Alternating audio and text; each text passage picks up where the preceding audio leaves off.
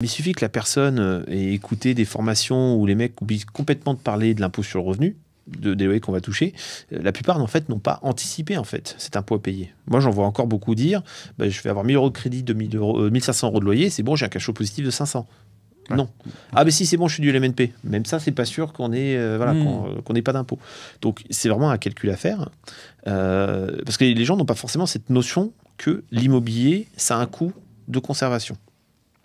Si vous jouez au Monopoly et que vous êtes très agressif au Monopoly, à vous endetter énormément, à hypothéquer pour acheter un maximum, si vous tombez sur la carte, faites des travaux dans votre maison, vous êtes mal.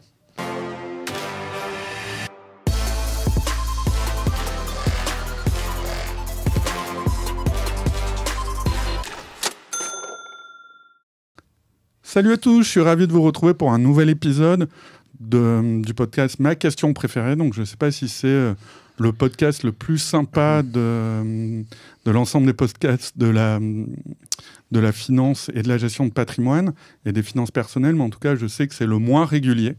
Donc je vais essayer d'en faire quelques-uns pour vous en fournir un peu plus. Donc je suis vraiment désolé, mais c'est pas facile. On a parlé les saisons dernières de beaucoup de classes d'actifs, d'actions, d'obligations, d'SCPI, d'immobilier classique, et on n'a jamais parlé d'ingénierie patrimoniale et de fiscalité. Donc je vous rassure, on va essayer de le faire de manière un peu sympa et vous donner quelques tips et quelques erreurs qu'on trouve souvent dans les montages ou dans ce qu'on peut voir sur YouTube ou sur Internet. Donc je suis ravi d'avoir le meilleur invité pour ce sujet. Salut Régis Meyer. Salut Johan. Comment tu vas?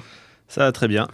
Ok, donc c'est toi qui t'y colle sur cette partie de la gestion de patrimoine et des finances personnelles qui peuvent paraître, pour les gens qui ne sont pas dedans, un peu plus obscurs et moins sympas que d'autres sujets, notamment comme les actions et gagner beaucoup d'argent. Mm-hmm. Mais éviter les erreurs, c'est aussi une chose qui peut faire non pas gagner de l'argent, mais surtout en économiser.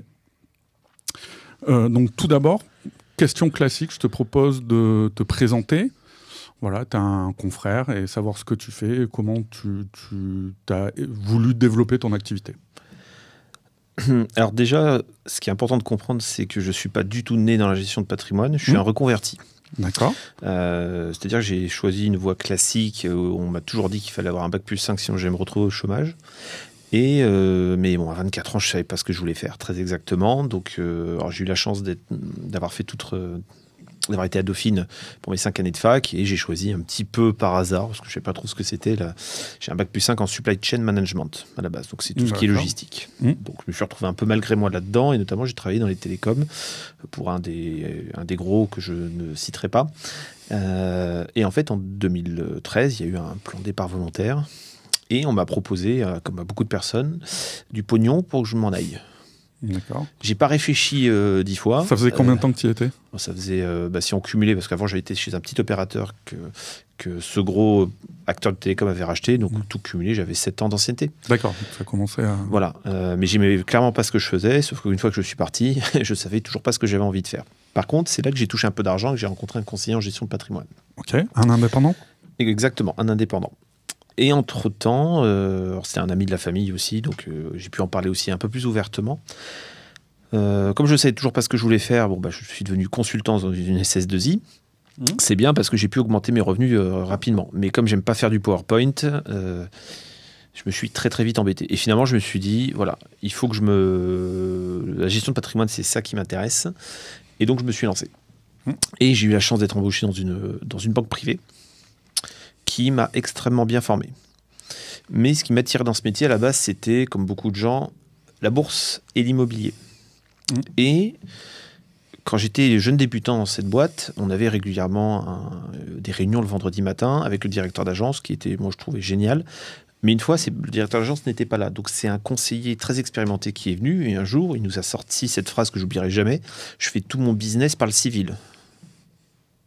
Alors moi, je ne comprenais pas du tout. Et en fait, je me suis aperçu que la gestion de patrimoine, le financier, le fiscal, l'immobilier, en fait, c'est qu'une toute petite partie, finalement. Le civil, entre autres, il n'y a pas que, est un sujet extrêmement important. Et donc, j'ai réussi à bien me former là-bas. Voilà. C'était vraiment une société qui savait former ses collaborateurs techniquement. Pour plusieurs raisons, j'ai décidé de partir en 2020 et j'ai monté mon cabinet. D'accord. Et ce cabinet est spécialisé est dédié aux dirigeants d'entreprise et aux professions libérales. Parce D'accord. que c'est un constat qu'on a fait sur le marché. Je t'interromps simplement pour les auditeurs qui se disent « Ah, ben on va parler uniquement des professions libérales et des chefs d'entreprise ».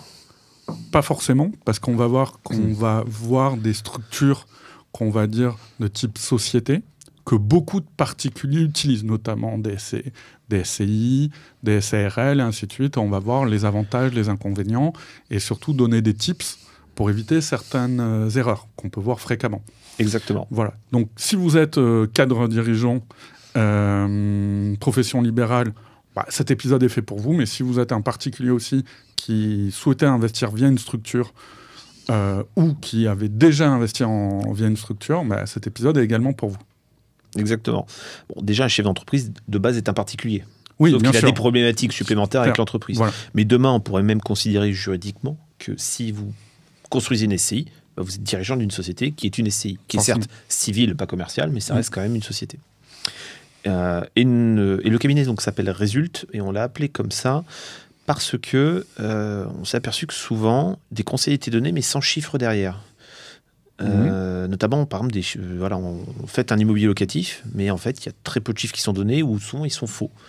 Et je vois pas comment on peut prendre une décision sans avoir un chiffre devant soi. Ah justement, on a échangé sur un post LinkedIn où je voyais l'évolution des simulations avec les TRI forcément qui baissent du fait de la montée des taux en immobilier. Et quand tu parles de chiffres faux, bizarrement, on voit des revalorisations qu'on ne voyait plus dans les simulations sur les loyers et sur le foncier. Pourquoi ? Parce qu'il faut doper artificiellement le TRI pour qu'il soit le taux de rendement interne, pardon, pour ce jargonnage, mais pour qu'il soit un peu plus sexy. Alors oui, après, c'est pas forcément artificiel, tout dépend. C'est sûr que si tu gonfles les loyers de 5% par an, là tu gonfles artificiellement. Oui. Par contre, si tu prends une revalorisation des loyers d'1% par an, ce qui est juste ce qui se pratique aujourd'hui, il n'y a pas de souci. C'est juste qu'avant, tu n'avais pas besoin. C'est-à-dire que même sans gonfler tous ces loyers, ou même avec une moins-value, tu te retrouvais avec des TRI à 7%. Donc tu n'avais même pas besoin finalement de... donc tu t'envoies une vision extrêmement pessimiste. D'embellir la marque. Voilà. Là, c'est sûr que si tu prends la vision pessimiste, on y va un peu moins. Mais c'est le problème quand le marché de l'immobilier a monté à cause de la baisse des taux d'intérêt. Le fait que les taux d'intérêt réaugmentent fait chuter ce qu'on va appeler la prime de risque dans l'immobilier, parce que souvent on entend parler de prime de risque dans les actions, mais la prime de risque dans l'immobilier, c'est la même chose. Ce qu'on appelle la prime de risque, c'est quel surplus de rentabilité on va aller chercher en investissant dans cette classe d'actifs plutôt que d'aller sur ce qu'on appelle du taux sans risque. Le taux sans risque correspond peu ou prou au taux d'intérêt actuel. Donc pourquoi on irait s'embêter à faire de l'immobilier pour atteindre péniblement du 4% de rendement, alors qu'on pourrait prendre du taux sans risque à 3%? D'accord. Et c'est le même principe sur les actions, finalement. 4% sans effet de levier quand tu parles du taux de rendement. Oui, là je fais l'analyse basique. Pas de rentabilité. Voilà, donc et encore du 4% aujourd'hui, du fait de l'immobilier qui n'a pas encore baissé, même sur certains micro-marchés, on voit, peuvent baisser, mais dans sa globalité, on a une baisse très très faible, mais on a des taux qui ont quand même bien augmenté, donc forcément, tant que l'immobilier ne baisse pas, on va voir cette dépréciation des rendements et des rentabilités. Normalement, ce qui devrait se passer, c'est que vu qu'on a moins de rentabilité, on va avoir moins d'investisseurs, donc moins d'acheteurs. Donc le seul moyen de retrouver une bonne rentabilité sur l'immobilier, c'est soit une augmentation des loyers, ça va pas être très apprécié je pense, donc à mon avis ce qui va être le plus probable, c'est la diminution de l'immobilier. Alors, pour beaucoup de personnes, ça paraît juste stratosphérique, ils se disent que c'est pas possible, mais pour ceux qui sont un peu plus âgés, la baisse de l'immobilier, notamment dans Paris, c'est déjà arrivé. Ça a remonté par la suite, mais dans les années 90, il y a certains arrondissements parisiens qui ont perdu 50% de valeur. Donc, c'est énorme. Par contre, il ne s'est pas resté figé à moins 50%, ça a repris depuis. Ouais. Mais c'est vrai qu'il faut tenir compte de tous ces paramètres. L'immobilier n'est plus trop un Eldorado, là, à l'instant T. À l'instant T.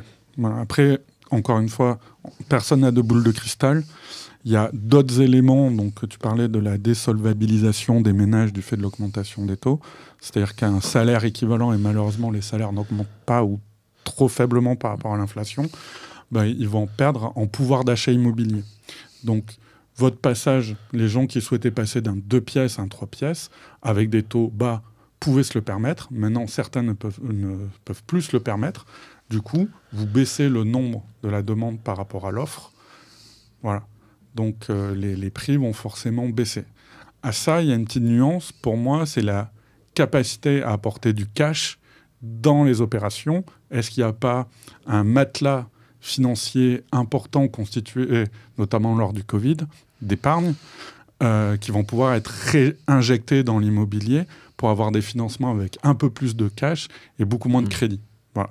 Mais encore une fois, c'est un débat, il faut voir, et de toute façon, de manière globale, moi, on va parler un peu des choses qui nous titillent en tant que professionnels sur plein de sujets. Moi, le premier truc qui me titille, c'est qu'on parle du marché de l'immobilier.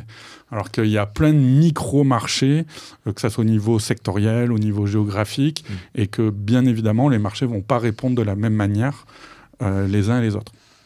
Alors, c'est vrai, maintenant, si tu regardes les courbes, tu prends plusieurs villes qui ne sont pas du tout dans la même zone géographique. Si tu regardes les courbes de l'évolution du prix de l'immobilier, globalement, les courbes ont un tracé à peu près similaire, à l'exception, bien entendu, de Paris, déjà, et de certaines villes dans petite couronne parisienne et de Bordeaux. Oui. Mais sinon, pour toutes les villes de France, tu regardes une ville dans les Yvelines, une ville dans le 91 ou autre part, tu vois une grosse montée entre 2000 et 2010. Entre 2010 et 2017, ça baisse, et 2020, on retrouve le niveau de 2010. Oui, bien sûr. Après, quand il y a des phénomènes, parce qu'il y a des gens, on va dire, oui, tu vois, l'immobilier baisse et qui vont se retrouver dans leur zone. Je pense aux gens qui habitent dans le Pays Basque. Une baisse, il y a tellement peu de biens à la vente que la baisse va être beaucoup moins forte, à mon avis, dans ces zones-là que dans d'autres zones. C'est pour ça qu'il faut relativiser et comparer ce qui est comparable, et également se dire qu'il y a plusieurs marchés, et c'est pas parce que Capital dit ou BFM Business, le crack immobilier est là, que dans ma zone à moi, ça va vraiment m'impacter en fonction de mon projet, ainsi de suite. C'est pour ça qu'il faut regarder, mais de manière macro, je suis d'accord avec toi, totalement. Bon, après, pas de boule de cristal non plus, parce que même s'il y a peu de biens à vendre, s'il y a encore moins d'acheteurs, ça baissera mathématiquement. La question, c'est est-ce que ça va faire moins 20 ou moins 5 ? Après, la baisse de l'immobilier, c'est pas forcément gênant. Typiquement, moi, j'avais une cliente qui vendait sa maison, son appartement de 100 000 pour s'acheter une maison à 600. Elle était dégoûtée du fait que son immobilier va le vendre moins cher. Parce qu'elle achète qui est plus gros. C'est-à-dire qu'elle va perdre 20 000 sur la vente de son appartement, mais elle va gagner 60 000 sur la maison qu'elle va acheter. Exactement. Sauf qu'à l'inverse, si elle voulait vendre grand pour prendre plus petit et prendre du cash, c'est ça. Elle serait impactée. Donc c'est pas forcément une si mauvaise nouvelle que ça. On parlait d'immobilier depuis quelques années. Il y a un cycle qui arrive en permanence quand on parle d'immobilier, loueur meublé non professionnel, LMNP. Tu me vois venir. Pourquoi ? Parce que j'ai vraiment aimé un post que tu as fait sur LinkedIn, et je vous conseille vraiment d'aller suivre Régis sur LinkedIn, parce que autant il y a beaucoup de gens qui se mettent à créer du contenu sur LinkedIn, et je trouve que c'est toujours un peu la même chose, et j'ai un peu fait quelques blagues dessus en disant que le mois de janvier, ça a été le mois de la SCI hier versus SCI à l'IS. C'est parce que quand moi je scrolle mon LinkedIn, forcément je tombe 20 fois sur ça, donc au bout d'un moment, je me dis c'est bon, on a compris. Et Régis poste sur des sujets qu'on voit peu chez les autres producteurs de contenu, on va dire patrimonial sur LinkedIn. Et notamment, les conséquences dont je pense que personne n'a vraiment conscience que pourrait avoir le décès d'un investisseur alors qu'il a investi en loueur meublé non professionnel et via un crédit. Donc, est-ce que tu peux nous parler un petit peu des conséquences que pourrait avoir un décès alors qu'on a fait un crédit et qu'on investit en loueur meublé non professionnel ? Alors, pourquoi j'ai fait un post là-dessus, c'est que j'ai vu une flambée des personnes qui achetaient un bien classique, mais plutôt que de faire de la location nuit, faisaient de la location meublée non professionnelle. Ce qui se comprend complètement, puisque vous avez le droit donc d'amortir le bien, qui va permettre donc de diminuer la fiscalité sur vos loyers. Et vu qu'à l'époque, on empruntait encore pour peu cher, ce n'était pas les intérêts qui vous permettaient de gommer suffisamment de loyers. Bon. Et en plus, le jour où vous revendez, on ne tient pas compte des amortissements pour calculer votre plus-value. Ce qui est d'ailleurs le seul cas où ça arrive. Oui, parce sur les revenus, pour faire simple, un peu caricatural, on est sur une fiscalité, on va dire, de société. Du coup, on peut amortir. Mais par contre, sur la plus-value, on n'a pas les désavantages de la fiscalité en société. On va être sur l'avantage d'une fiscalité personnelle. C'est ça. En fait, pour ceux qui ne maîtrisent pas forcément, on va juste leur rappeler que quand vous êtes en société, vous achetez un bien 100, vous avez peut-être, je sais pas, je dis comme ça, 30 d'amortissement. Donc, ça vous fait une valeur nette comptable de 70. Si vous êtes en société à l'IS classique, si vous revendez 140, on considère que vous allez faire un résultat non pas de 140 moins prix d'achat 100, mais de 140 moins 100 moins l'amortissement encore. Avec le LMNP classique, vous n'avez pas cette problématique-là. Donc, en fait, vous bénéficiez indirectement des amortissements comme on pourrait le faire à l'IS, mais vous bénéficiez de la plus-value immobilière des particuliers quand vous êtes à l'IR. Donc, une exonération au bout de 22 ans sur l'impôt, 30 ans sur la CSG. Et on a déjà vu un premier problème sur le LMNP, notamment pendant le Covid. Parce que tout le monde était en LMNP et il y avait aussi beaucoup de Airbnb dans Paris. Mais comme pendant le Covid, il y a eu très peu de touristes, tous les Airbnb se sont sont repassés, même si c'est temporaire, en LMNP. Et pendant une courte période, on a eu un surplus de biens en LMNP par rapport au nombre de personnes qui pouvaient louer. Donc il y a eu une petite baisse des loyers à ce moment-là. Mais le problème n'est pas là. Ce qu'il faut comprendre, c'est quand on est en loueur meublé non professionnel, en fait, on est juridiquement un entrepreneur individuel qui loue à quelqu'un. Aujourd'hui, vous faites de la location nue. Vous achetez un bien 200 000. Vous prenez, je fais simple, 200 000 de crédit quand on pouvait encore le faire. Et vous avez juste apporté les frais de notaire en apport. Vous avez une assurance crédit. L'investisseur décède un mois après. Les 200 000 à peu près sont remboursés. Pas de fiscalité, tout va bien. Bon, ça rentre dans la succession ensuite, mais ça, c'est un autre débat. En LMNP, ça ne marche pas comme ça. En LMNP, le fait que l'assurance emprunteur va venir rembourser le crédit, ça va être considéré comme une recette qui sera taxée à l'entrepreneur individuel. Une forme de gain exceptionnel. Exactement. Donc, je reprends mon exemple, il achète 200 000 de crédit, décède un mois après. Les 200 000, donc l'assurance emprunteur qui va venir rembourser ces 200 000, bah, ça va être taxé comme s'il recevait un loyer d'un coût de 200 000. Donc taxé à sa tranche marginale d'imposition, plus ses prélèvements sociaux, il y a un petit peu de CSG déductible. Moins l'amortissement, moins les intérêts d'emprunt, moins la taxe foncière. Exactement. Mais je pense que sur une année, ça sera parti assez anecdotique. Oui, sur 200 000, effectivement, oui. Mais la vraie problématique au-delà de l'impôt, c'est comment on paye cet impôt. Il n'y a pas de cash qui sort, qui permet de payer cet impôt-là. Donc, en plus, ça va s'ajouter éventuellement aux droits de mutation à titre gratuit, ce qu'on va appeler les droits de succession, s'il y a quand même quelqu'un qui décède. En plus, imaginons que le crédit soit plus élevé, parce que j'ai rencontré des personnes qui avaient 800 000 € de crédit sur 4 biens immobiliers que du LMNP. 800 000 qui arrivent en revenu exceptionnel. Là, vous êtes sûr que vous tombez dans la contribution exceptionnelle sur les hauts revenus. Donc, vous allez être obligé de vendre des biens un peu à la dernière minute, avec des locataires dedans, ou vous allez avoir une décote de 20% quand vous allez revendre. C'est quand même... Ça peut être catastrophique, si c'est pas anticipé. Mais tout le monde ne maîtrise pas déjà ce sujet. C'est-à-dire que vous avez beaucoup de personnes qui vous disent faites du LMNP dont on ne parle pas de cette problématique. Tu parlais de la succession, notamment quand tu as un locataire. Est-ce que dans l'audit successoral, tu peux faire valoir cette notion de décote parce qu'il y a un locataire, donc moins facile à vendre, et même dans des zones, ça va être quasiment, pourquoi pas, bloquer des ventes, tout simplement. Le fait qu'il y ait un locataire, à Paris, tu feras un petit effort sur le prix, ça partira, tu trouveras un investisseur, mais peut-être que dans des zones en France qui sont moins prisées, tu auras beaucoup plus de mal. Est-ce que ça, tu peux, pour éviter cet impact de trésorerie, négocier ça, c'est pas facile à dire, avec l'administration fiscale pour tes droits de succession, ainsi de suite, ou voir une valorisation moindre de l'actif par le notaire? Alors déjà, par défaut, lorsqu'il s'agit de la résidence principale du défunt qui est en la succession, là on a déjà un abattement de 20%. Je te parle dans le cadre du LMNP locataire. Non, mais l'idée c'est de faire un tour de... Voilà. Ouais. Sur ensuite... mais ça peut... après que ce soit LMNP ou pas, cette notion-là, alors on peut... Non, parce que si c'est pas LMNP, de toute façon, ils vendent. Voilà, tandis que là, c'est ce que tu dis à juste titre, il y a une demande de cash, il y a un besoin de cash pour régler ce problème-là. C'est un petit peu l'épée de Damoclès qui nous est tombée sur la tête. Et effectivement, si je suis dans quelque chose qui n'est pas liquide parce que j'ai un locataire, j'ai rien contre la Lozère, mais tu vois, au fin fond de la Lozère, et que j'ai personne qui veut prendre ce bien parce que le locataire, voilà, ça peut être compliqué, quoi.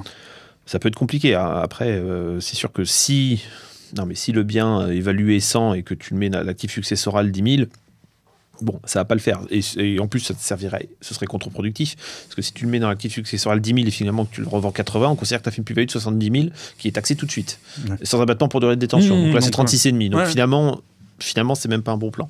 Par contre, avoir des facilités de paiement auprès de l'administration fiscale, oui, ça tu en as.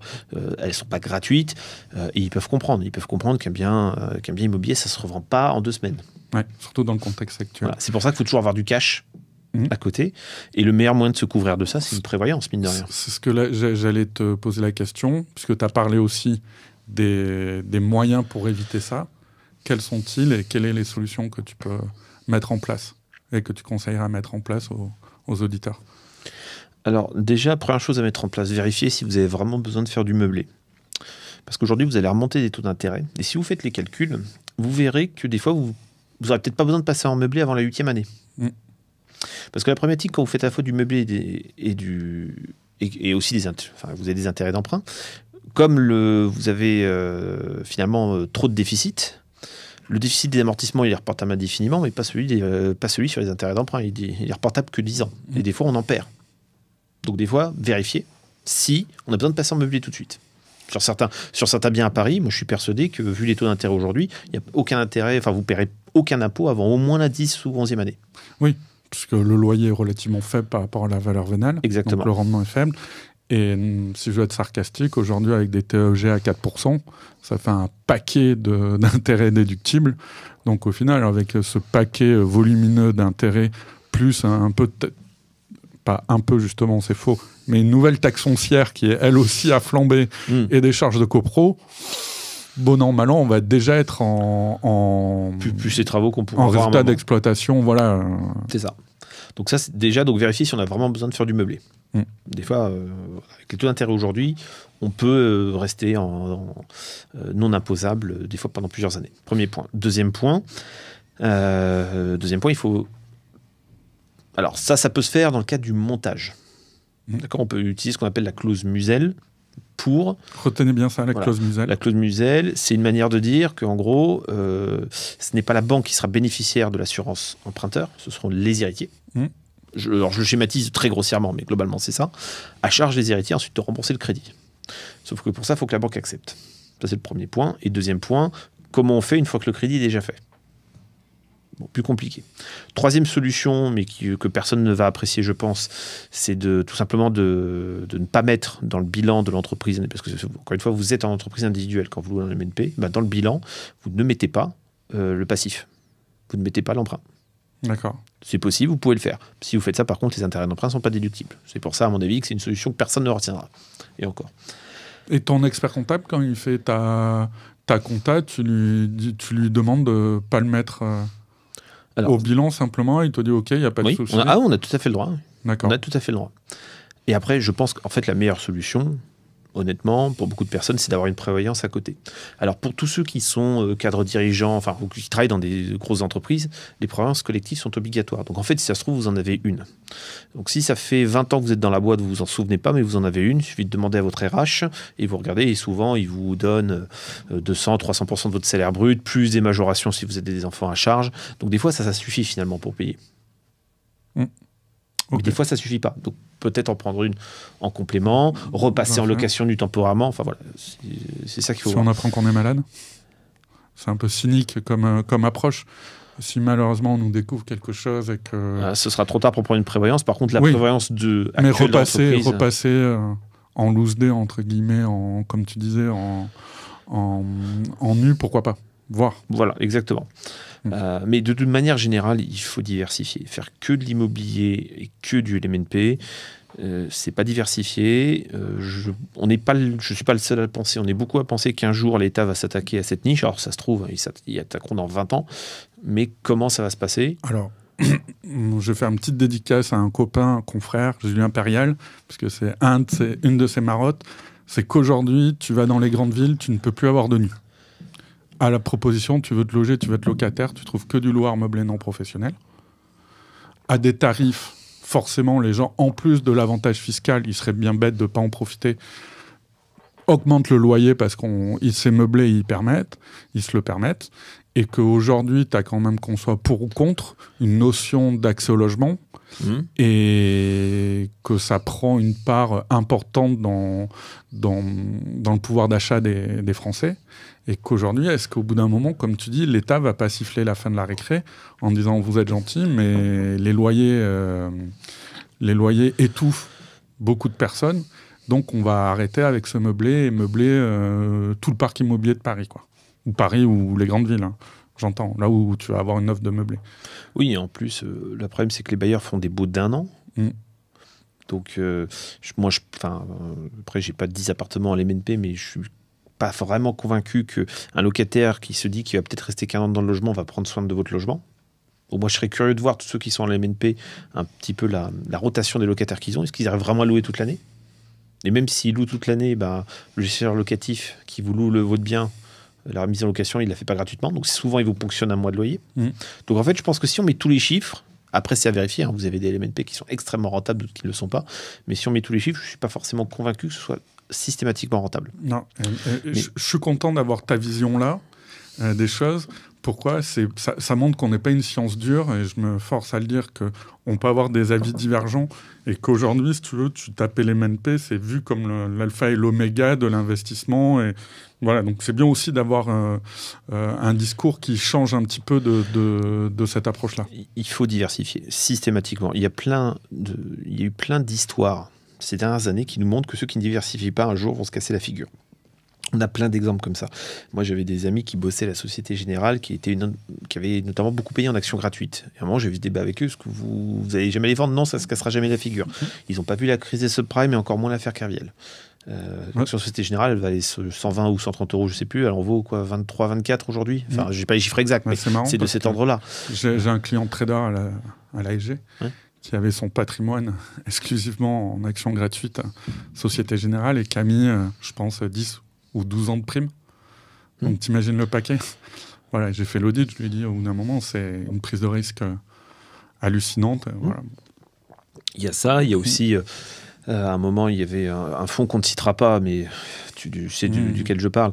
Il y a eu un fonds, à un moment, qui faisait des performances incroyables. D'ailleurs, on ne comprenait pas pourquoi. Donc, au bout d'un moment, les CGP et les clients ne se prenaient plus trop la tête. Dans le contrat d'assurance vie, ils mettaient moitié fonds en euros et moitié sur ce fonds-là. Bon, en même temps, le fonds, il arrivait à faire du 8% par an. Bon, comme beaucoup, il n'a pas échappé à la crise. Il ne veut pas le dire, mais je prends c'est mon podcast, on parle de H2O, bien évidemment.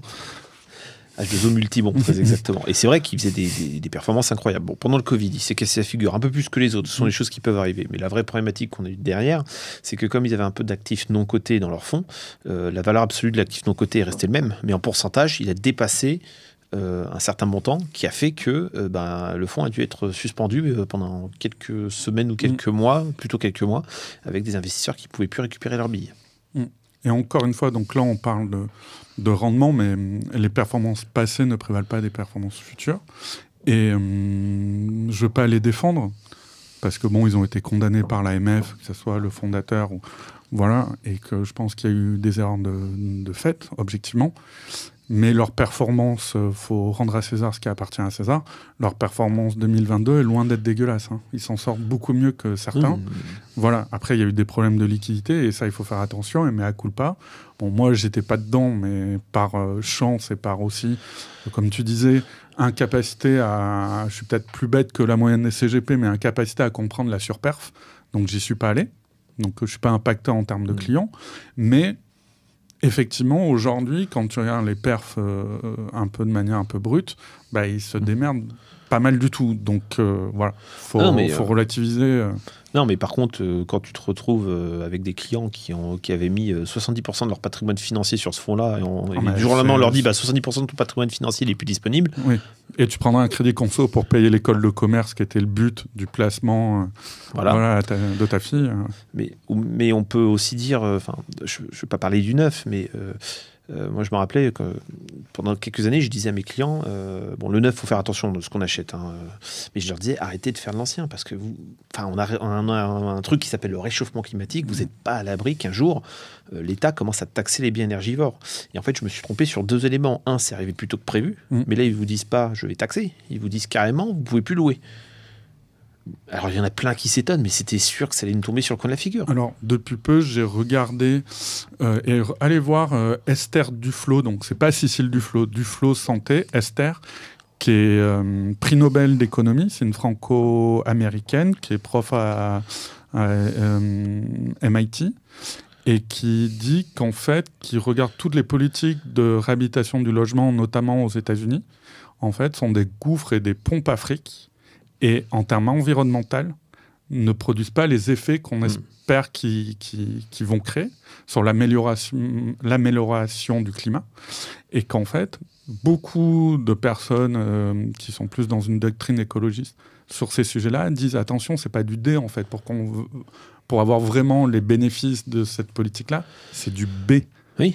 Donc ça veut dire que la personne aujourd'hui qui, souvent le youtubeur immobilier qui va préconiser donc tout ce qu'on a vu du LMNP à gogo, des immeubles de rapport et tout ça. Bon, là, il est un peu emmerdé parce qu'il doit faire un peu de travaux pour passer de G à D, je vais dire, voilà, ou E à D, ou F à D. Il va se mettre en D, tranquillou comme ça. Il va passer, pas entre les gouttes, mais bon, ça lui aura fait pas trop mal. Sauf que le vrai sujet, c'est... Après, je fais pas de politique. Et surtout, s'il y a un gouvernement encore plus sur ces sujets-là qui arrivent, t'es sûr que c'est plus du D qu'on va nous demander, c'est du B, et ainsi de suite. Donc, ça veut dire que tes apports en travaux, où tu vas dire, allez, c'est bon, je fais l'effort, tant pis, je pleure sur ma rentabilité, mais au moins, c'est fait. Voilà. Non, t'es pas sûr qu'à l'abri, on te demande pas toujours et encore plus. Et en plus, alors après, je suis pas expert, hein, mais je pense qu'il y a certaines zones géographiques, si tu veux passer du E au B ou au A, il faut directement démolir et reconstruire par-dessus. Oh oui, il y a techniquement des choses qui sont impossibles. Voilà. Et ce qui est impossible, c'est ce qui est historique. Donc dans le centre, il y a des logements qui ont des centaines d'années. Je ne vois pas comment on va les faire passer en A. Oui, bien sûr. Bon. Okay. Alors après, certains disent que c'est pas tenable d'un point de vue de ça va être repoussé. Sûrement, mais le mal est fait. Aujourd'hui, si vous interrogez des notaires, ils le voient dans les prix de vente. Tout ce qui est FOUG, ça se vend 10 à 20% moins cher que ce qu'on a même en D ou E. Ouais, bien sûr. D'ailleurs, j'aimerais bien faire un épisode sur comment calculer un DPE et tous ces sujets-là. Donc, si vous connaissez, j'ai pas dans mon réseau d'experts, quelqu'un qui pourrait venir nous parler de ça, n'hésitez pas à m'en faire part sur LinkedIn ou même le taguer sur les commentaires sur YouTube ou Apple Podcast. Voilà. Autre sujet, autre dada qu'on voit dans l'immobilier, c'est la fameuse SCI à l'IS. Donc on va passer une étape puisque on peut avoir des avis divergents, et je le dis assez souvent, et notamment dans l'épisode avec Tatiana Laurent et Emeline Siron, que je ne suis pas un fan des usines à gaz, que ma philosophie personnelle et ce que je dis à mes clients, c'est le mieux est l'ennemi du bien. Donc parfois il faut mieux faire simple et efficace que trop compliqué. J'appelle souvent la SCI une prison dorée. Dorée, pourquoi ? Parce que vous avez une exonération en termes de fiscalité sur le revenu, mais prison, c'est que souvent vous êtes bloqué. Donc là, pour rebondir sur un autre post que tu as fait qui était hyper intéressant, c'est comment faire si on a décidé, et pourquoi pas, d'investir en SCI à l'IS et qu'on souhaite, ou une autre structure à l'IS, et qu'on souhaite sortir avec le moins de taxation possible cet actif immobilier de la structure, pour l'avoir dans son patrimoine personnel. Alors, j'avais effectivement fait un post là-dessus, mais c'était vraiment plus dédié aux dirigeants qui souhaitaient sortir l'immobilier de sa boîte parce que c'était plus facile à revendre, parce qu'on a plus de marge de manœuvre. Donc, tu peux nous parler de ça. On se met dans ce cas précis. Et après, je pourrais aussi parler de la SCI à l'IS. Déjà, si je peux quand même faire une légère intervention sur la SCI à l'IS ou IR de manière générale. Souvent, on préconise de la SCI à l'IS alors qu'il n'y en a pas forcément besoin, parce que ça permet de vendre des honoraires supplémentaires et ça fait bien. Merci. Voilà, donc, maintenant, après, c'est des calculs à faire, c'est toujours pareil. Moi, je fais les calculs sur les deux et il y a avantage, inconvénient. Maintenant, ce qu'on pourrait dire, c'est une première piste de réflexion, c'est un axe. La SCI à l'IS a quand même un gros avantage, c'est que c'est la société donc, qui va payer les loyers, qui va payer l'imposition, pardon, l'IS. Mais ensuite, comme il n'y aura pas de distribution de résultats tout de suite, on ne va pas y avoir d'impôt sur le revenu. Ouais. Donc, ce qui est bien avec la SCI à l'IS, c'est qu'on ne paye pas beaucoup d'impôts pendant la phase de financement. Par contre, c'est le coût de sortie qui fait mal. Bon. La SCI à l'IR, le coût de sortie, il est plutôt sympa. Plus-value immobilière des particuliers. En revanche, il faut pouvoir payer les loyers qu'on va encaisser. Et en fait, l'imposition ne va pas arrêter d'augmenter puisqu'on va avoir de moins en moins de charges à déduire. Donc, contrairement à l'IS, tu vas, entre guillemets, te faire tabasser au début, fiscalement, Oui. tandis que l'IS, tu te fais tabasser à la fin. Alors, au début, mais longtemps. C'est-à-dire Oui. jusqu'à ce que ce soit financé. Donc, il faut pouvoir... Donc, si demain, vous achetez un immeuble... Oui et non, comme on l'a dit tout à l'heure, tu as de plus en plus d'intérêts d'emprunt déductibles. Alors, c'est vrai, de mais charge. si demain, tu te dis, tiens, je vais acheter un immeuble dans une zone où l'immobilier est encore accessible à 400 000, mais que tu arrives à te générer, je sais pas moi... 30 000 euros de loyer. 30 000 euros de loyer, ça va faire mal à l'IR. Hein. Une fois que ce sera payé, on sera bien, mais ça va faire très mal, parce que les 30 000 euros, il y en a plus de la moitié qui vont passer aux impôts. Et même avec ça, on n'est même pas sûr d'avoir un cash flow positif, ce qui est quand même dramatique. Donc, est-ce qu'on est capable de payer l'impôt sur le revenu sur les loyers qu'on va encaisser? Si la réponse est non, l'IS sera peut-être plus adapté. Même si le coût de sortie fait mal, au moins on est tranquille pendant cette phase-là, de manière générale. Après, les schémas qu'on voit... Donc, alors ensuite... Je te coupe parce que ça me vient. Je me pose une question qui n'est absolument pas mathématique, mais plutôt philosophique. C'est un bien grand mot, philosophique. Mais quelqu'un qui me dit « j'ai pas les moyens de payer mon impôt sur mes revenus », je me dis « as-tu les moyens d'investir ?» Déjà, est-ce que c'est une bonne chose que tu te lances dans ce genre d'opération si tu n'as même pas un fonds de roulement pour pouvoir payer l'impôt qui, je le répète, est le revenu moins l'ensemble des charges, intérêts d'emprunt, ainsi de suite. Le problème, c'est je serais inquiet pour lui, tu vois, celui qui me dit ça. Si, évidemment, s'il n'arrive pas à payer l'impôt sur revenu d'un loyer de 1 000 euros qu'il touche par mois, c'est inquiétant. Mais il suffit que la personne ait écouté des formations où les mecs oublient complètement de parler de l'impôt sur le revenu, des loyers qu'on va toucher. La plupart, en fait, n'ont pas anticipé cet impôt à payer. Moi, j'en vois encore beaucoup dire, je vais avoir 1 000 euros de crédit, 1 500 euros de loyer, c'est bon, j'ai un cash flow positif de 500. Ouais. Non. Ah, mais si, c'est bon, je suis du LMNP. Même ça, c'est pas sûr qu'on n'ait pas d'impôt. Donc, c'est vraiment un calcul à faire. Parce que les gens n'ont pas forcément cette notion que l'immobilier, ça a un coût de conservation. Si vous jouez au Monopoly et que vous êtes très agressif au Monopoly, à vous endetter énormément, à hypothéquer pour acheter un maximum, si vous tombez sur la carte, faites des travaux dans votre maison, vous êtes mal. Donc, l'immobilier, c'est un coût d'entretien, déjà en termes de travaux, mais aussi en termes d'impôts. Donc, il faut juste l'anticiper. Et il faut aussi savoir arbitrer. Quand vous avez plusieurs biens immobiliers, s'il y en a un qui peut être vendu tout de suite, vendez-le. Je vois beaucoup de personnes dire « Ah, mais non, mais c'est pas une mauvaise opération, c'était rentable. » Oui, mais c'est pas parce que c'est une bonne opération qu'il ne faut pas le vendre au bout d'un moment pour retrouver du cash, quitte à refaire notre investissement immobilier. Mais ça encore, c'est facile quand on était dans la période faste du marché haussier. Si on rentre dans un marché baissier, arbitrer, ça peut être plus compliqué. Ça dépend quand tu l'as acheté. Oui. Si tu l'as acheté il y a 25 ans, t'es encore bien. Oui, mais est-ce qu'il n'y a pas des zones où on va avoir un petit moment de blocage? Encore une fois, tu as aussi ce débat, qu'on n'aura peut-être pas là dans l'épisode, mais de la localisation et ces gens qu'on voit sur LinkedIn et les réseaux qui réinventent, qui contredisent l'adage localisation ou emplacement pour préconiser des zones peu tendu, avec des gros rendements, et le jour où il y a un marché baissier, je me demande si les gens vont pas être collés. Donc ta stratégie d'arbitrage peut être remise en cause par le marché à l'instant T dans lequel tu vas être. Mais de manière théorique, je suis encore une fois sur la partie macro, je suis d'accord avec toi. L'intérêt de l'arbitrage, c'est pas forcément de se dire est-ce qu'on vend au point le plus haut, parce qu'on le sait jamais. On sait qu'on a atteint le point le plus haut, le jour où on n'y est plus. C'est le même principe en bourse.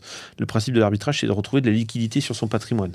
Parce que si demain vous avez, je caricature, 10 millions d'euros de patrimoine immobilier et 1 000 euros sur votre compte courant, ce qui serait suicidaire, mais imaginons, votre patrimoine disponible, c'est 1 000 euros. Les 10 millions, ils sont pas disponibles. Donc au bout d'un moment, il faut aussi savoir retrouver du cash. Bien sûr. Concernant ensuite la SCI à l'IS, mais du dirigeant qui a son immobilier intérieur, qui souhaite le sortir parce que le jour où il veut vendre, l'acheteur il va peut-être pas vouloir lui racheter son immobilier. Il y a plusieurs façons de le sortir. Donc tout simplement, alors l'entreprise peut potentiellement céder la nue propriété à son dirigeant, mais pas facile à faire, mais ça peut avoir un impact positif. Il peut tout simplement faire une distribution de dividendes. Une distribution de dividendes n'est pas forcément en numéraire. Ça, c'est intéressant. Voilà. J'ai vu aussi un autre... Donc, on peut distribuer un bien immobilier. Alors, il faut déjà qu'il y ait du résultat à distribuer, mais il faut aussi quand même qu'il y aura un peu de flat tax, que la société ait de quoi payer la flat tax. Mais c'est possible. Mais tout simplement, il peut y avoir du compte courant aussi. J'ai déjà vu des sociétés où il y avait un immobilier à 300 000 à sortir, il y avait 600 000 de compte courant. Là, on sort l'immobilier sans fiscalité. D'accord. Un compte courant d'associé, pardon. Compte courant d'associé. Parce qu'on a un compte courant d'associé dans une société, on peut, alors sauf si les statuts disent le contraire, bien sûr, mais on peut sortir... En fait, c'est de l'argent que doit la société à l'associé. Mais on peut tout à fait sortir. Alors après, tout dépend si on a des associés ou pas. Il faut peut-être une unanimité des associés pour sortir l'immobilier d'entreprise, mais on peut très bien rembourser un compte courant d'associé avec autre chose que du numéraire. D'accord. C'est le même principe que la distribution de dividendes, sauf que ça s'appelle compte courant d'associé et on ne passe pas par la case impôt. Ça peut avoir un intérêt. Donc, là me vient à l'esprit, c'est pareil. C'est une conversation. Certes, il y a des notes, mais là, on est complètement en dehors des notes. Chose qu'on voit régulièrement, j'ai du cash, je fais un apport en compte courant d'associé dans une société civile immobilière à l'impôt sur les sociétés. Avec ce cash, la société achète des parts d'SCPI. Ouais. Je reçois du revenu, je l'optimise avec de l'amortissement parce que je suis en société, ainsi de suite. J'ai des revenus. Oups, ouais. Pardon. J'ai des revenus de sources étrangères. Voilà, donc je suis très peu fiscalisé. Et ce que tu nous dis, c'est que mon remboursement, voilà, j'amortis ça pendant 20 ans, on va dire. J'ai pris un crédit pour acheter les parts. La société a pris un crédit. Non, pardon. Non, vous voyez, je me perds. J'ai apporté du cash. Faisons simple. Non, j'ai apporté du cash. Du coup, ça veut dire que je peux récupérer les parts d'SCPI à titre personnel, puisque c'est un remboursement C'est un remboursement, simplement, de l'apport que j'ai fait. Alors, au démarrage, tu n'auras pas de compte courant d'associé, parce que si vraiment c'est toi qui empruntes, ton passif, tu auras le capital social et le reste de l'emprunt. Pardon, moi j'apporte des liquidités. Ok. Mais imaginons que tu apportes 500 000 euros. 500 000 euros. La SCI achète 500 000 euros de parts. Elle a des loyers, on amortit tout ça. Je peux... Alors, il n'y a pas d'amortissement sur les parts de SCPI. Sur l'usufruit. Tu peux amortir ton usufruit en SCPI. Ah oui, mais là je pensais que tu prenais le cas simple où tu ne mettais que les parts... Pour moi, de ce que j'ai compris de ton exemple, c'est j'apporte 500 000 euros dans une SCI. À l'IS, la SCI achète des SCPI, classique, pas d'usufruit, pas de propriété classique. Oui. Donc, il n'y a pas de notion d'usufruit. Alors, pour moi, et là encore, c'est l'expertise comptable. Vous pouvez commenter s'il y a des experts comptables. Pour moi, tu dois regarder ta partie d'usufruit dans ton prix de part qui peut être amorti comptablement. Et dites-moi si je fais des erreurs, nos amis experts comptables qui nous regardent. Chose que moi, je déconseille pour la fameuse notion de valeur... ça y est, on arrive en fin d'épisode, j'ai des trous. La valeur nette comptable. C'est que parfois, je me dis, l'usufruit est tellement peu intéressant en amortissement puisqu'il est faible. Est-ce que je vais déprécier et avoir une valeur nette comptable peu intéressante et me faire fracasser à la sortie? Tu vois, donc parfois, je dis à l'expert comptable de même pas amortir. Déjà, faisons le cas simple. Parce que ça, à la rigueur, ça peut être une piste d'optimisation, c'est un bonus, mais c'est pas le cœur de la stratégie. Ouais. En fait, souvent, ce qui est proposé dans le schéma, il y a deux choses. Donc effectivement, imaginons que vous apportez 500 000, on va mettre un capital social de 50 000. Donc on va avoir un compte courant d'associé de 450 000. La SCI, on va dire qu'elle va générer... on va dire 20 000 euros, 20 000 euros de revenus par an. Vous payez 15% d'IS. Je ne sais pas combien il reste à la fin. Il reste 17 000 euros, voilà, on va dire. Sur les 17 000 euros, vous pouvez les sortir de la société en disant, voilà, je me fais rembourser mon compte courant d'associé. Ouais. Ou on peut les laisser pour acheter des parts. Par exemple, ou capitaliser. Mais voilà, cette stratégie-là va permettre, pendant, je ne sais pas combien de temps, mais le temps de vider 450 000 euros avec une cadence de 17 000 par an, ça va permettre d'avoir moins de revenus fonciers. Bon. Ok, par contre, il va se passer quoi le jour où on n'a plus de compte courant d'associé, même s'il faut 20 ou 30 ans? On va repasser sur les dividendes. On va repasser sur les dividendes, mais un jour, le résultat de cette société... Parce qu'en fait, parce que vous avez vidé votre compte courant d'associé, mais au bout d'un moment, vous allez avoir un résultat dans la société qui aurait été fait chaque année. Vu qu'on ne va pas le distribuer, soit on le met en report à nouveau, c'est-à-dire à chaque fois on repousse, soit on le met en réserve, mais un jour, ce résultat va être distribué. Et c'est là qu'il va y avoir potentiellement la flat tax, si on a encore la flat tax dans 20 ans. Ça, c'est le premier point. Deuxième point, donc c'est pour ça que c'est vraiment un calcul à faire. Et deuxième point, souvent ce montage est proposé dans les stratégies de succession. C'est-à-dire qu'on garde donc les 500 000 dont je vous ai parlé, 50 000 euros de capital social et un compte courant d'associé à côté. Ensuite, la valeur de la société, c'est 50 000. Ce qu'elle possède, moins ce qu'elle doit. Elle possède 500 000, mais elle doit 450 000 euros. Ensuite, les parents vont faire une donation aux enfants. Pourquoi pas? Et on se fait rembourser donc, le compte courant d'associé. Et tous les ans, le résultat, lui, va être mis en réserve. Bon, déjà, juridiquement, c'est limite. même si aujourd'hui il y a un arrêt il y a une jurisprudence qui existe qui protège l'épargnant, c'est quand même limite, il faut le justifier.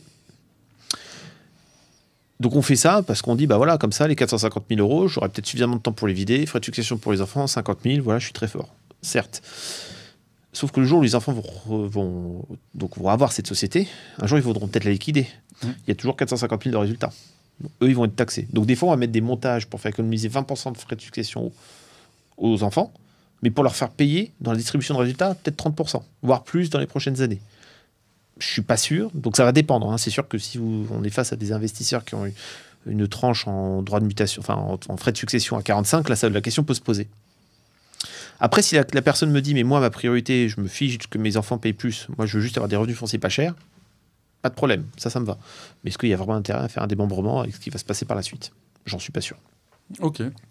Donc, c'est pour ça, c'est des calculs à faire, et surtout, juridiquement, ça faut bien le baquer, parce qu'en fait, l'administration fiscale va venir vous attaquer pas sur est-ce que le fait de mettre en réserve, c'est une donation, ça, vous avez une jurisprudence là-dessus qui vous protège. Par contre, ils vont venir vous attaquer sur la fictivité de la SCI.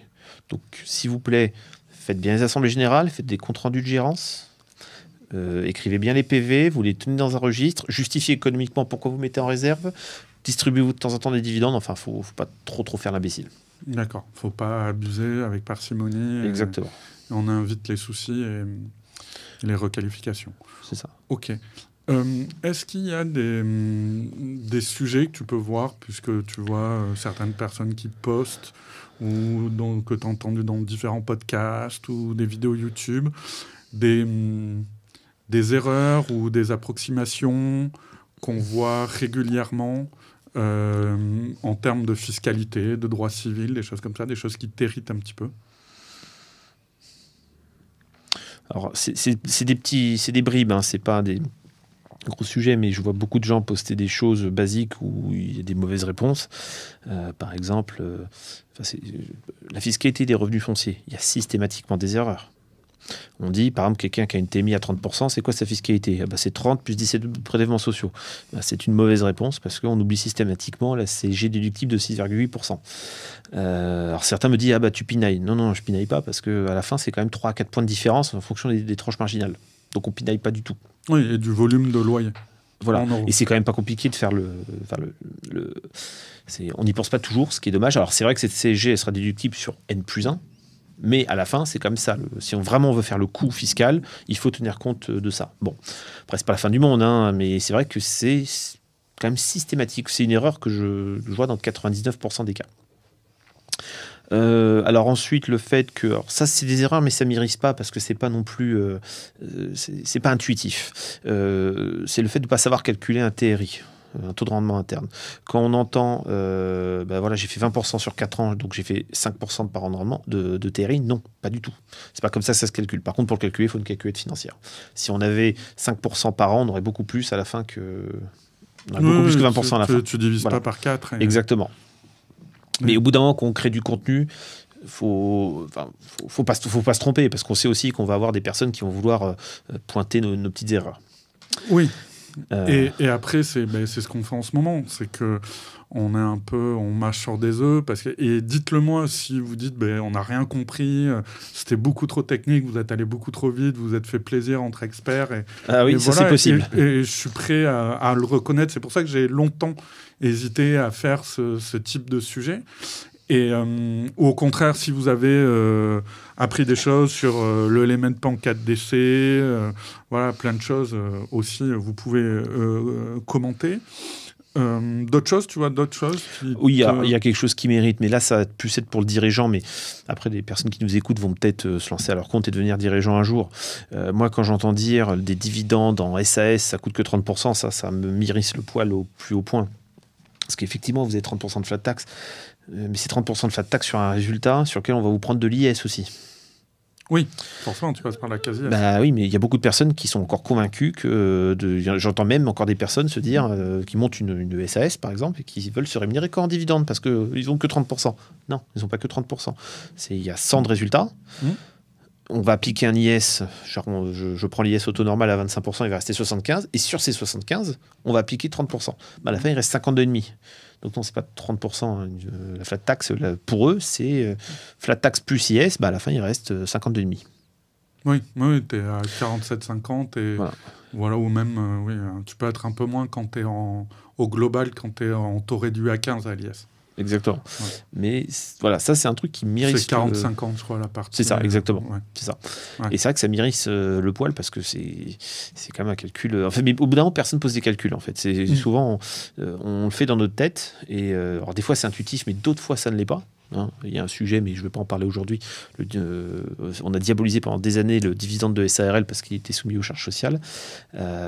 Tu peux 2 mots dessus. En 2 mots, en fait, il faut faire les calculs parce que certains se disent, attendez, dividende de SS, c'est 12,8 plus 17,2 de prélèvements sociaux, alors qu'en SARL, au mieux, je suis à 20% de charges sociales, voire 30. Donc 30 plus 17,2, le calcul est vite fait. Oui, il y a quand même une petite différence. Il y en a un, tu as payé l'IS, comme on a dit avant. Oui, non, mais dans les deux, tu te tapes l'IS. Oui, mais il est... Non, c'est le même. Tu tapes l'IS dans les deux cas. C'est pas ça le problème. Ah, pardon, en dividende, j'étais en salaire. Excuse-moi, j'étais en salaire SARL. Voilà, en dividende de Parce SARL. Que pour moi, le débat, c'est plus dividende SAS versus salaire SARL. Ah non, non, mais là, je te fais carrément le dividende. Dividende sur les deux structures. Il n'y a même pas photo sur la rémunération de SARL.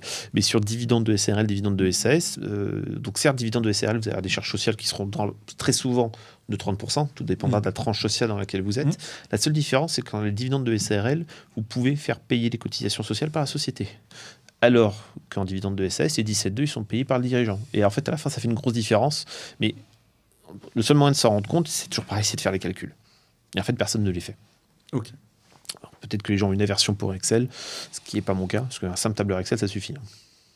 Non, mais oui, effectivement. Après, je suis étonné. Tu as quand même des experts comptables qui font leur boulot et qui doivent...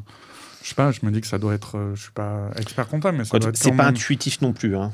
C'est clairement pas intuitif. Mais au bout d'un moment, il faut savoir faire les calculs.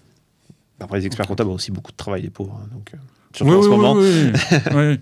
Non, mais effectivement, moi, ça me paraît quand même la base de l'expertise comptable à conseiller si tu dois être en SAS, en SARL ou sur n'importe quel autre régime. Ok, c'est super. Je pense qu'on a fait le tour à peu près. En fin de podcast, je pose toujours la même question. Est-ce que tu aurais une recommandation à nous faire ? Alors j'en ai 2 exactement. Il y en a une qui va t'hérisser les poils, je le sais. Hein. Moi, contrairement à Johan, moi je pense que beaucoup de personnes devraient lire on en a parlé avant le livre, voilà, le livre Père riche, Père pauvre. Bon. Ça j'en suis persuadé, mais je ne veux même pas me focaliser là-dessus. C'est-à-dire que celui qui a créé ce livre a également créé un jeu de société qui, si ma mémoire est bonne, s'appelle La Foire d'Empoigne. Je trouve que finalement ça vous apprend un petit peu le mindset de l'investissement. L'état d'esprit. L'état d'esprit. Et je pense qu'en fait, c'est un super truc, notamment pour jouer avec ses enfants. Je pense que c'est le meilleur moyen de leur, sans qu'ils ne s'en rendent compte, de leur apprendre un petit peu ce que c'est que l'investissement, c'est de jouer à ce jeu de société. Et en plus, ça a été prouvé que ça marche aussi sur les adultes.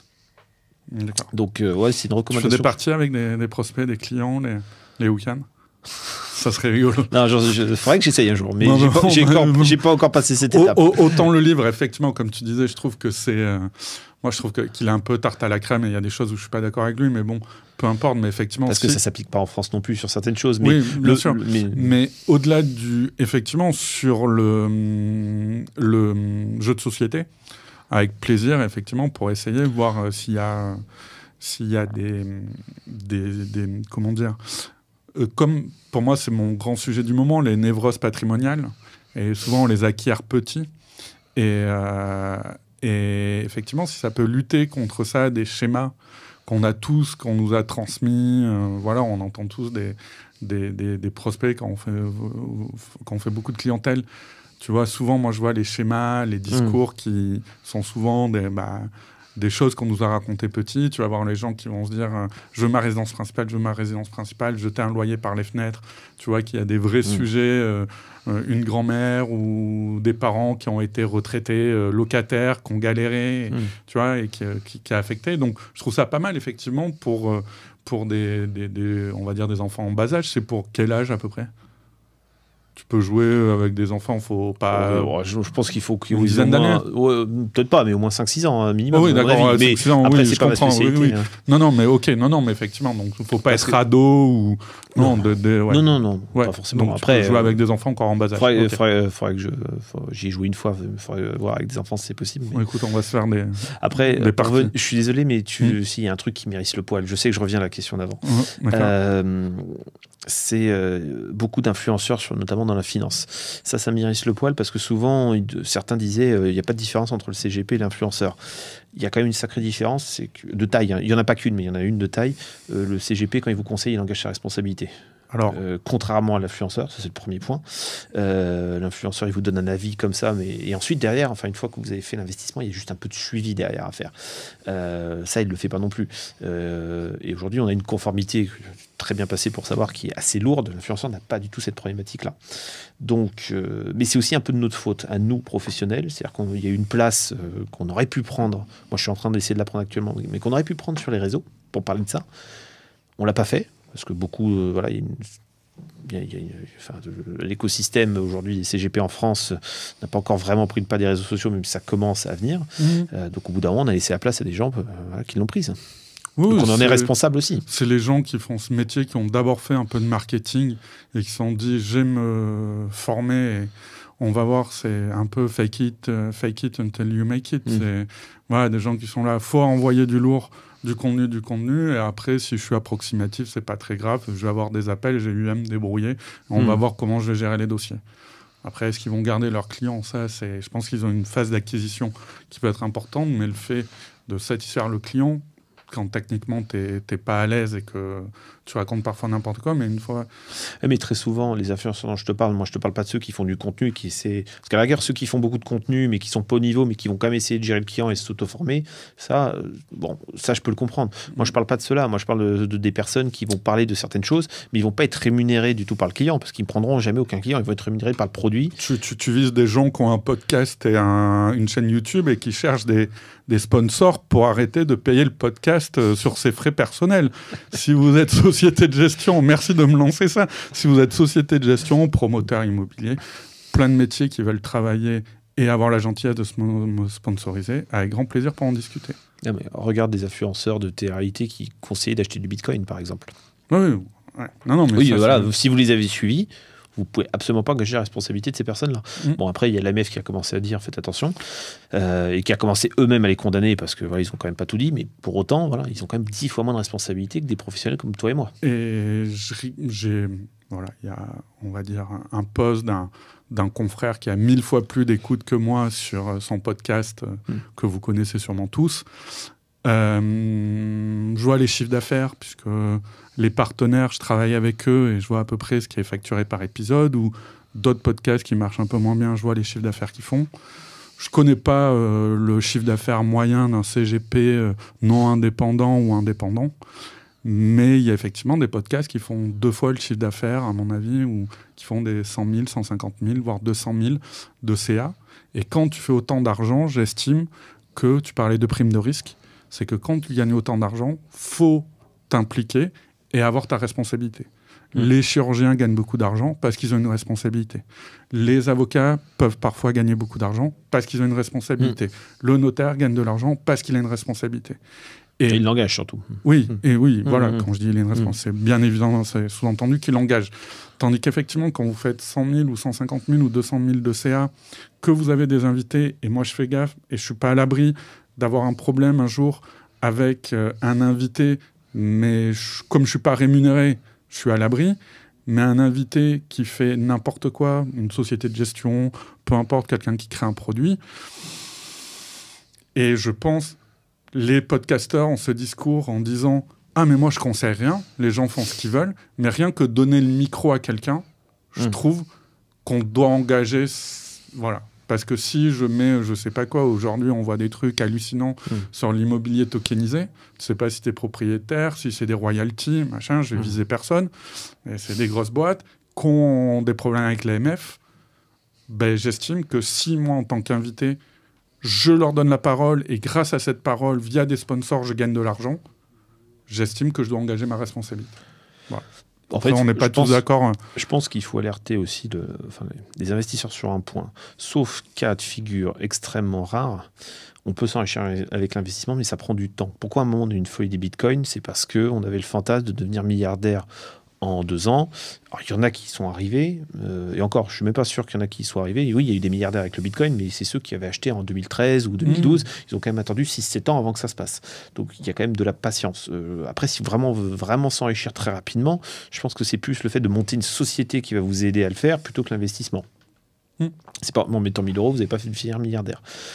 Voyez l'investissement comme quelque chose de long terme qui vous permettra de petit à petit vous désolidariser de votre société, de votre activité professionnelle. Je pense qu'il y a un critère commun avec toutes les personnes qui ont gagné de l'argent très très vite.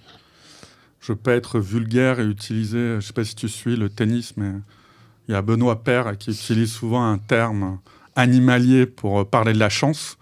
Voilà, où Didier Deschamps, on dit qu'il a beaucoup de chance, on utilise ce terme-là, vous m'aurez compris. Mais je pense que beaucoup de gens qui sont enrichis très très vite, tu as une très grosse partie de chance. Et que souvent dans les podcasts, j'en écoute peu, ça me gonfle vite, mais entrepreneurial, il y a quand même peu de gens qui disent la vérité, qui disent au moins, ou qui minimisent ce côté de dire, écoutez, j'étais là au bon moment, ok, on a bossé, ok, mais sans cette partie de chance, on n'aurait pas eu la success story qu'on a eue. Moi, oui, non, mais l'aspect change toujours. Et surtout sur le très court terme. Quand tu parles du mec qui a pris du Shiba ou au bon moment, ou au contraire, il aurait pu. Et qui a revendu aussi au bon moment. Voilà. Parce que moi, les experts, voilà, on en voit tous les jours des experts immobiliers qui te disent « Ah non, mais moi, écoutez, vous n'allez pas m'apprendre l'immobilier parce que j'ai acheté, je ne sais pas où, à Deauville en 1975 et j'ai fait x5 ». Tu vois, ces gens-là. Pour moi, c'est une partie de chance. Je veux dire, il n'y a aucune analyse, il n'y a aucun... Voilà, donc tout ça pour dire qu'effectivement, moi, je crois beaucoup...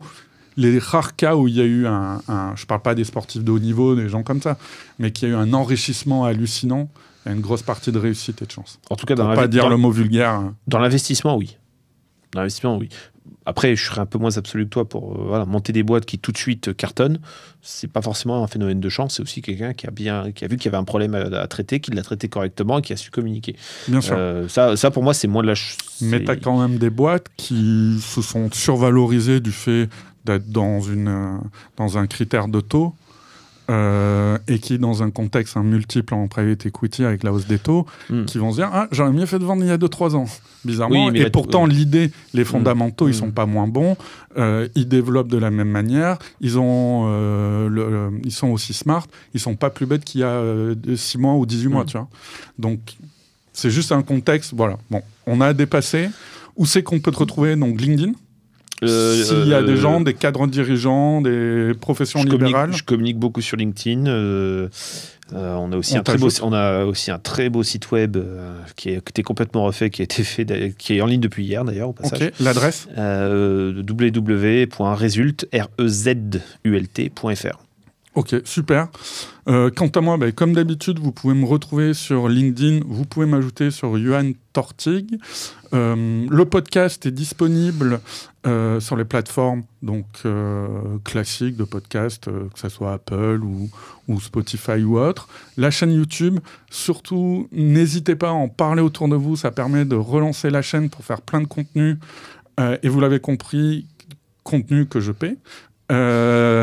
Voilà. Et également, n'hésitez pas à vous abonner, à commenter. Je vous embrasse, je vous souhaite une bonne semaine et on va tout faire pour qu'il y ait un épisode qui sorte aussi la semaine prochaine. Salut. Merci, Yohan. Salut.